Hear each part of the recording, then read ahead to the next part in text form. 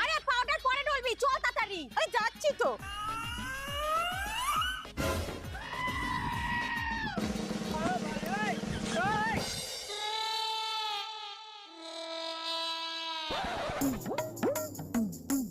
দিদি, এইখানে কোনো বাক্স পড়ে থাকতে দেখেছেন? না না, আমরা কোনো বাস্ক টাস্ক দেখিনি। আচ্ছা।